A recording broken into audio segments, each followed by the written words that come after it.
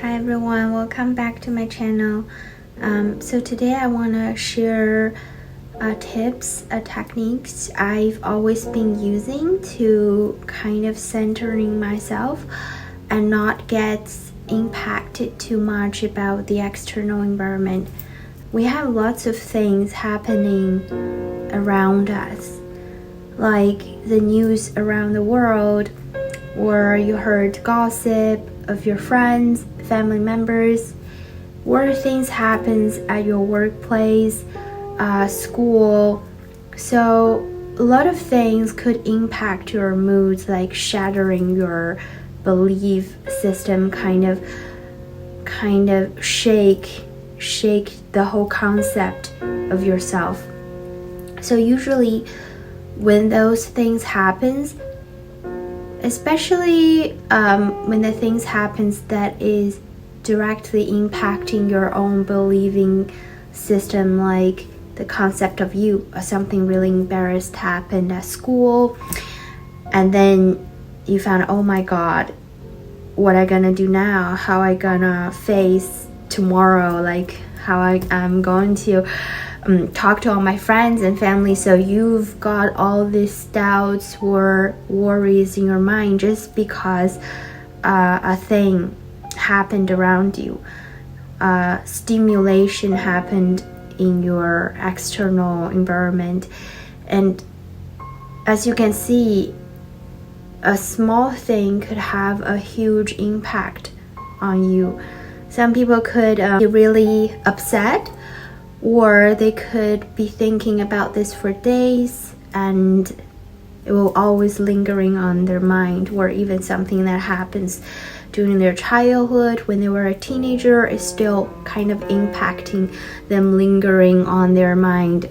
All of us experienced things like that, and we all were in a situation that we don't know how we handle about ourselves. Today I want to share a technique I've been using, and it's really useful to help you centering yourself and not get impacted too much about what is happening around you. The key point, the whole concept in the technique is built upon an idea of the situation does not define you. You define the situation. It could be anything. The situation could be anything.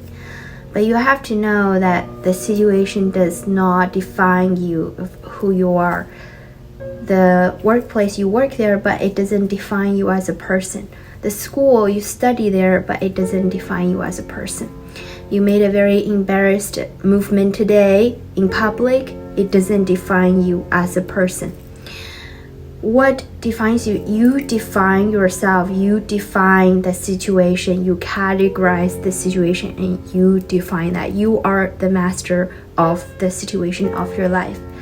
What we're gonna do is we are going to define an inner space of ourselves, a definition of ourselves, and you can keep filling in the information along the way.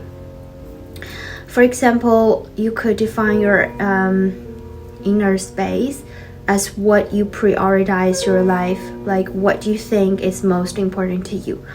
For example, like your families, your parents, your kids, your friends, or your relationship. It could be a thing you own. It could be your religion, what you believe in. But the thing is, once you set that definition has been set. For example, for me, I set the definition because I have my religion, my belief. So I set that as the center of my inner space, as my inner house. Just imagine if you have like this inner house within your heart, within your mind, what you want to include in there. So of course I have my practice in there, and also I said the families that is really important to me, and they always be there for me when I need them. I appreciate them, and I know they'll never left me behind. They will never let me sad or worries. They will always come to get me if I need them. So I set family as the second. And then I have my pets, my dog and my cat, and my relationships. Everything is all in that inner space. That is the concept of what you set for yourself. Once you set for that concept, then we've done almost 80% of the whole process. The rest of the 20% is just applying that concept in your daily life. For example, if something happened today to me, like I did something really embarrassed, like I did something like really stupid, and then that could make me like really doubting myself, like, oh my god, how can I do this? Like I could be very judgmental, critical. I mean, it's a norm. Everyone's like that. But the thing is, once you set your inner house, like your destination, and when that thing happens, you have to know that that situation does not define you as a person, because you as a person is the confident, powerful woman who can do anything you want to achieve. So even you did something really stupid today, it does not define you as a person. You define the situation itself. So in that way, it doesn't lingering on my mind. It doesn't bug me, it doesn't bug me that much that I mean, in the past, I might cry over that because I'm a crier. I might even be really worried about what other people might think of me. But now I just don't care anymore, because I know what is most important to me.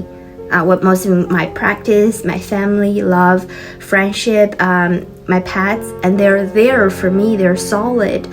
They're in my inner space, and I have them all. I have all the love. I have all the solid foundations. So in that way, just imagine you in this life, and then you are this house, this inner house that you build for yourself. Once you build that solid foundation, even the external environment, the outside world is happening a storm right now, it doesn't shake your foundation because your house is so solid. It is so still, just standing there, and is strong.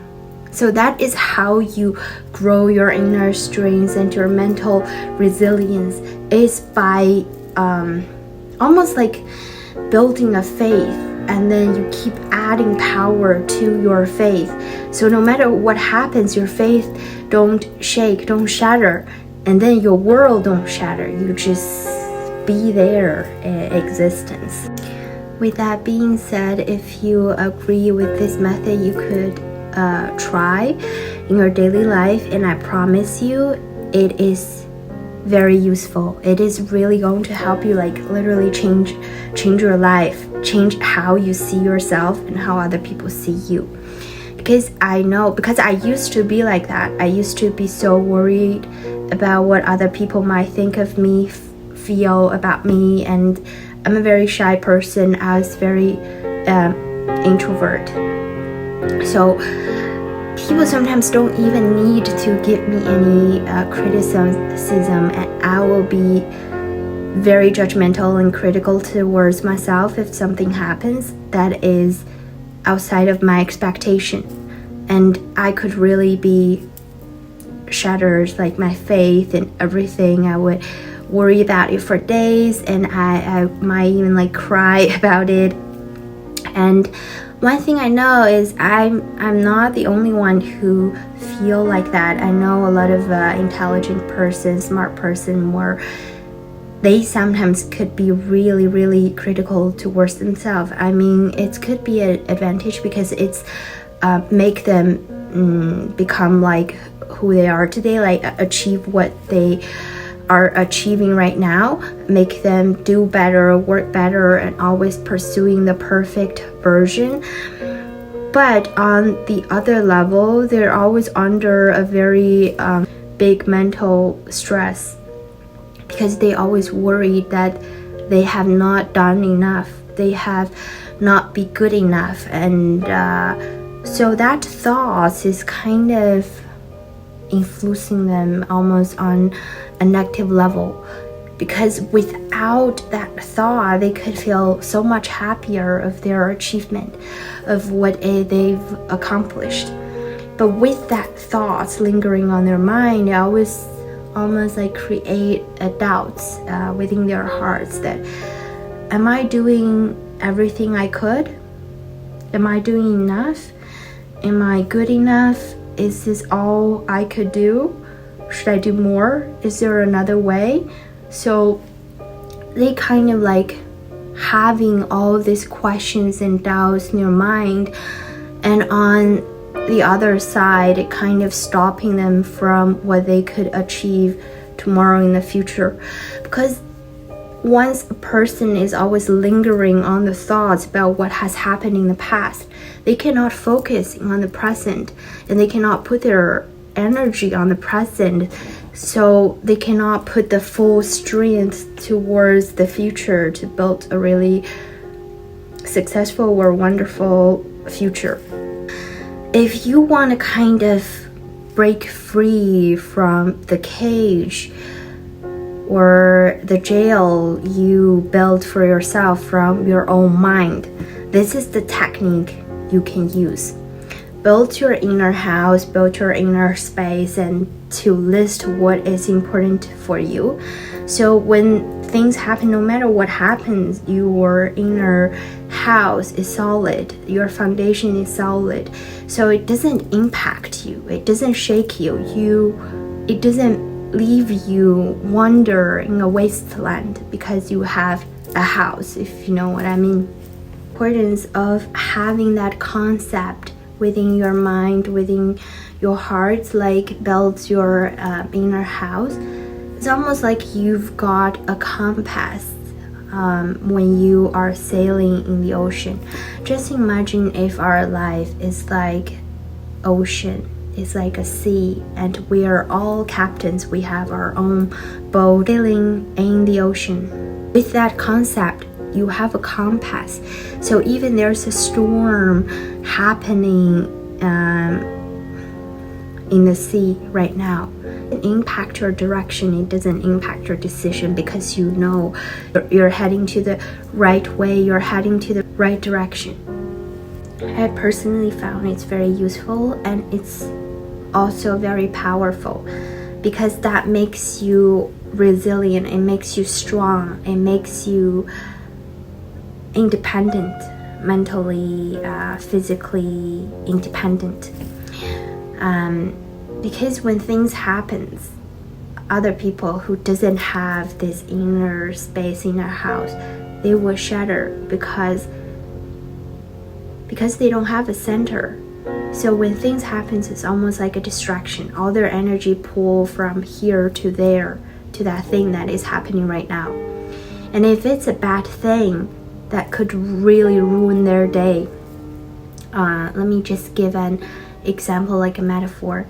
For example, you're just driving on the roads today, and for people who has this inner house, inner space, they almost like they have a GPS that leads them towards their direction, towards their destiny.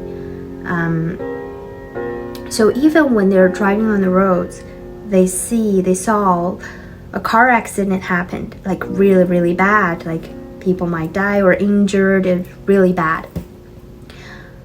But it doesn't define who they are. It doesn't change their destiny. It doesn't change where they are going to, right? But if you don't have that compass, you don't have a GPS, you're just driving on the road. If you see that car accident, if you see something really bad happened, it could ruin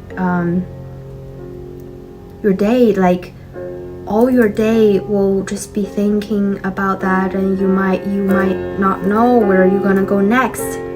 You might just like stay at the scene, and that's all you've got in front of you, like an accident, a tragedy, something really bad. And that could really shatter you, because all you are doing is putting your energy, putting your focus on the thing is happening right now, and that you will be lost because you don't know where you should head out, where you're going, where were you going. So having, of course, this is a bad metaphor, but